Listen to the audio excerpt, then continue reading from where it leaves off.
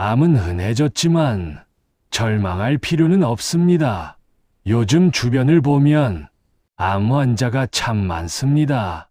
지인 가운데에도, 이웃 가운데에도, 병원에 가면 더 쉽게 만납니다. 대기실에 앉아 차례를 기다리다 보면 저와 비슷한 표정의 사람들이 보입니다. 누군가는 혼자, 누군가는 가족과 함께, 누군가는 친구와 함께 앉아 있습니다. 모두 같은 두려움을 안고 있는 얼굴들입니다. 예전에는 암이라는 말만 들어도 하늘이 무너지는 병처럼 느껴졌습니다. 1980년대, 1990년대만 해도 암은 거의 사형선고나 다름없었습니다. 온 가족이 모여 앉아 울고 병명조차 환자에게 숨기던 시절이 있었습니다. 병원에서 큰 병이라고 하더라는 돌려 말하기가 관행이었습니다. 하지만 요즘은 완치되었다는 소식도 자주 듣게 됩니다. 지인 중 누군가가 5년차 완치 판정받았어라고 밝게 웃으며 말합니다. 다른 누군가는 항암 치료를 마치고 일상으로 돌아가 다시 일을 시작했다는 소식을 전합니다. 암은 이제 만성질환처럼 관리하며 살아갈 수 있는 병이 되어가고 있습니다.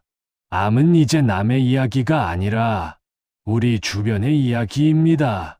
통계를 보면 국민 3명 중 1명은 살면서 암 진단을 받는다고 합니다. 더 이상 특별한 사람에게만 찾아오는 병이 아닙니다.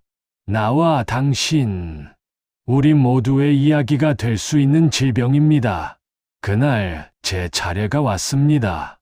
저 역시 그 이야기를 듣게 될 줄은 몰랐습니다. 암입니다. 그 한마디가 제 가슴을 멈추게 했습니다.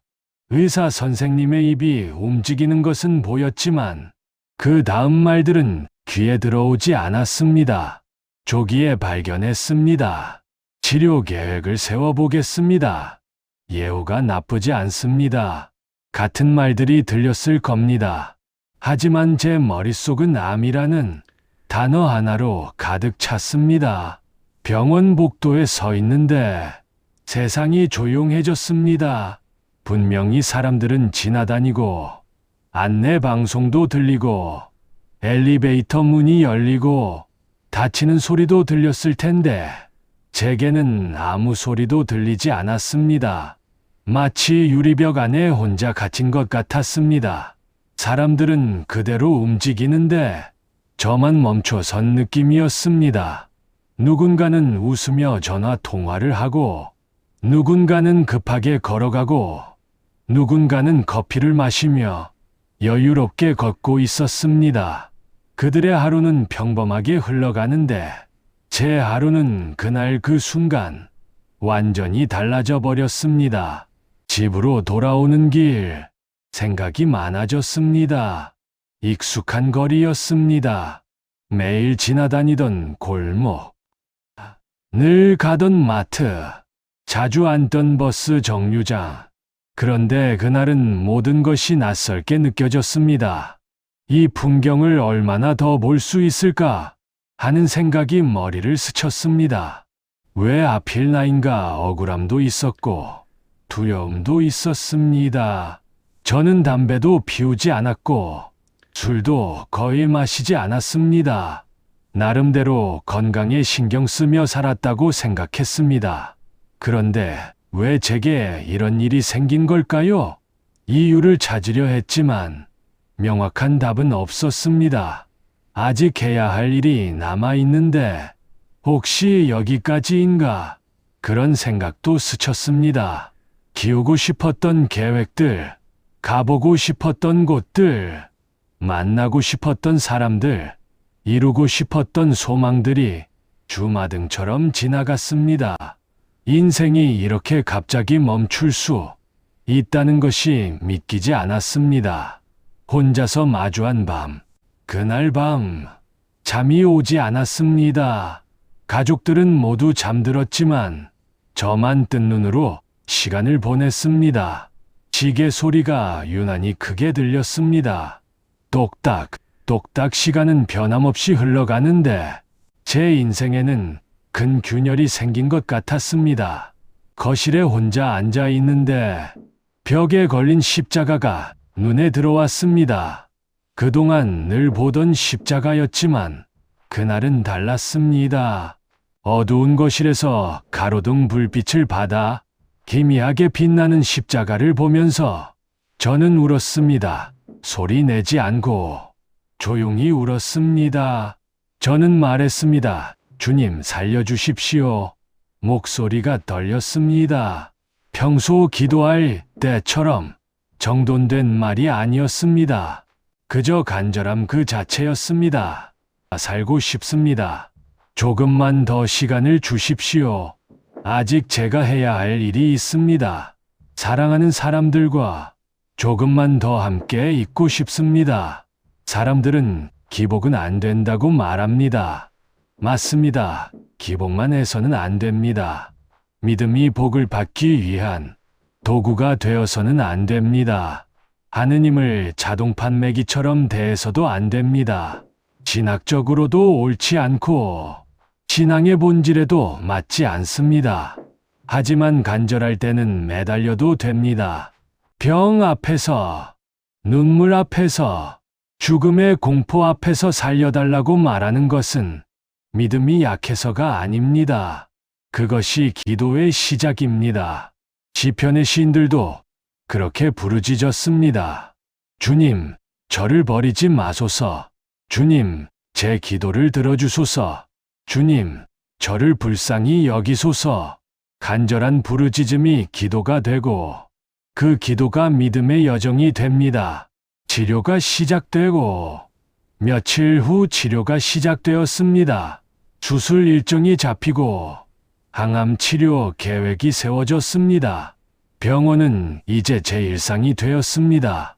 진료실, 주사실, 검사실을 오가는 것이 하루의 전부가 되었습니다.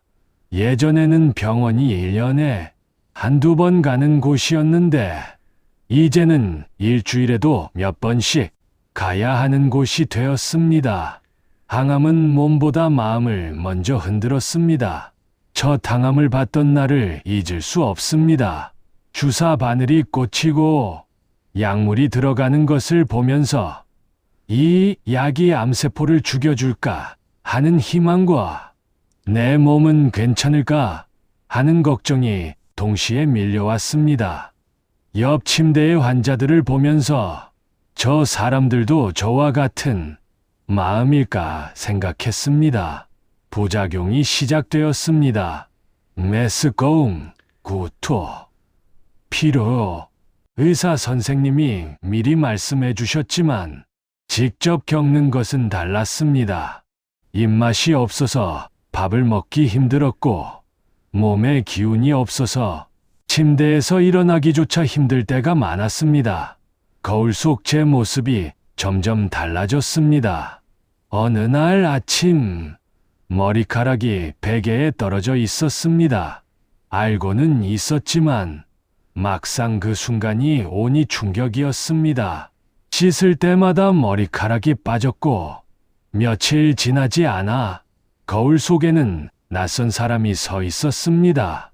자존심도 함께 깎여나가는 느낌이었습니다.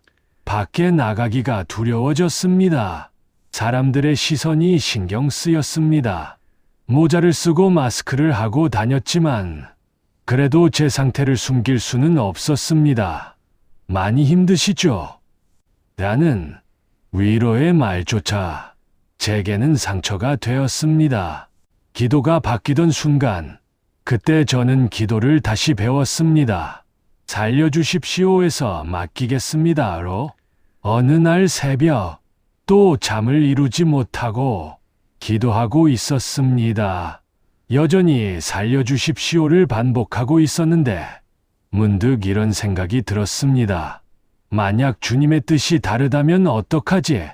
그 순간 두려움이 밀려왔습니다. 하지만 동시에 이상한 평안도 찾아왔습니다. 그래도 괜찮다는 생각이 들었습니다. 살고 싶은 마음은 변함이 없었지만 결과를 전적으로 주님께 맡겨도 된다는 믿음이 생겼습니다. 제가 통제할 수 없는 일을 억지로 붙잡으려 하지 않아도 된다는 자유를 느꼈습니다. 주님, 제 삶을 맡기겠습니다. 살게 하시면 감사함으로 살겠고 부르시면 순종하겠습니다. 다만 오늘 하루를 잘 살게 도와주십시오. 신기하게도 마음이 조금씩 달라졌습니다. 병이 사라진 것은 아니지만 두려움이 줄어들었습니다. 여전히 항암 치료는 힘들었고 몸은 지쳐 있었습니다. 하지만 마음은 전보다 가벼워졌습니다. 살아야 한다는 강박에서 벗어나 오늘을 살아낸다는 감사로 바뀌었습니다. 아침에 눈을 뜨면 오늘도 숨쉬게 하셨습니다. 그 감사가 먼저 나왔습니다. 창밖의 햇살이, 가족의 목소리가, 밥 한 끼가, 모든 것이 선물처럼 느껴졌습니다. 당연하게 여겼던 것들이 얼마나 소중한지 알게 되었습니다. 암은 저를 끝내기 위해 온 것이 아니라 저를 돌아보게 하려는 멈춤이었습니다. 너무 빨리 달려왔던 인생에 브레이크가 걸렸습니다. 그 멈춤 속에서 저는 제 인생을 다시 보게 되었습니다. 무엇이 정말 중요한지, 누구와 함께 있고 싶은지, 어떻게 살고 싶은지를 생각하게 되었습니다. 기망은 여전히 있습니다. 요즘은 완치 사례도 많습니다. 의학도 발전했고 치료도 좋아졌습니다. 조기 발견율이 높아졌고 항암제도 계속 개발되고 있습니다. 표적 치료, 면역 치료 같은 새로운 방법들도 나오고 있습니다. 암 5년 생존율이 70%를 넘는다는 통계도 있습니다. 암은 더 이상 곧 죽음이라는 공식이 아닙니다.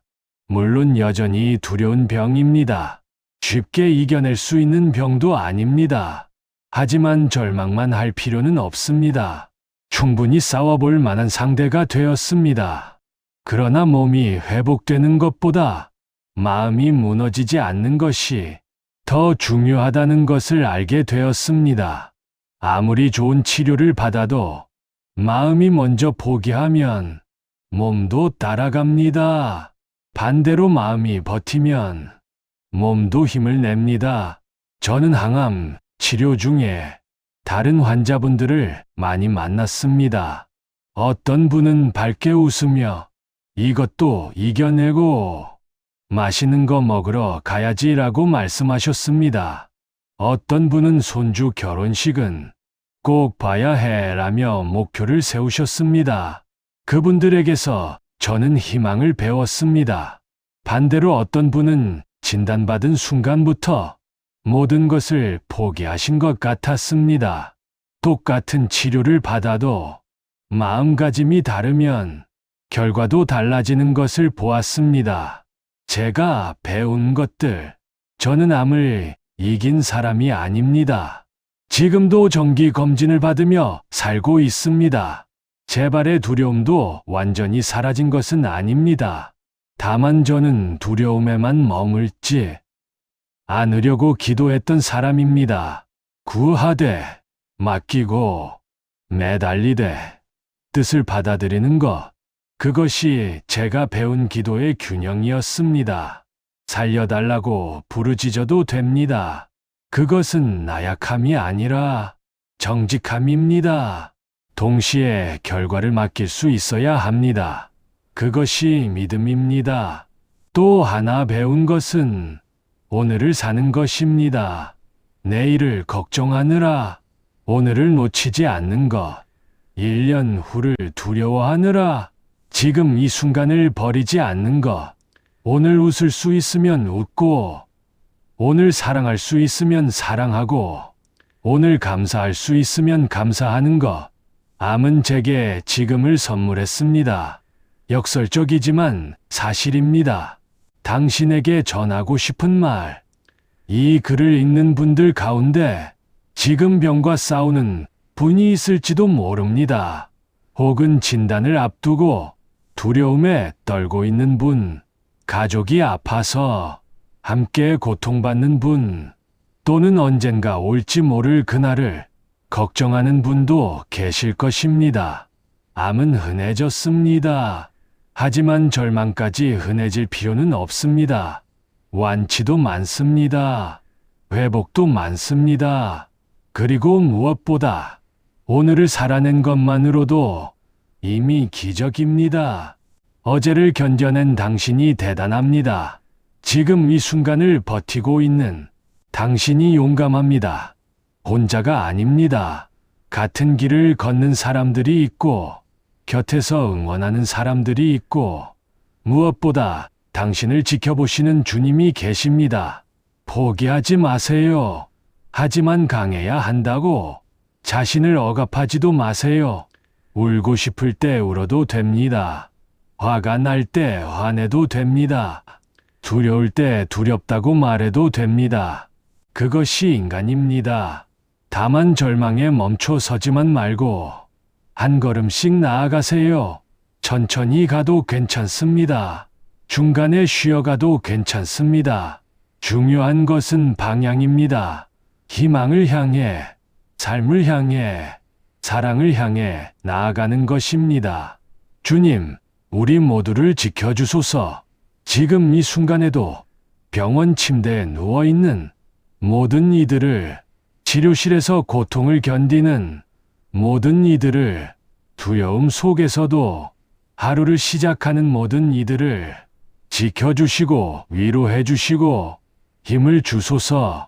그리고 오늘도 우리에게 숨을 주시고 사랑할 기회를 주시고 희망을 품을 용기를 주시니 감사합니다. 구독과 좋아요도 희망입니다. 긴 영상 끝까지 봐주셔서 대단히 감사합니다. 마테오 라디오 참 고맙고 감사하며 사랑합니다. 아멘.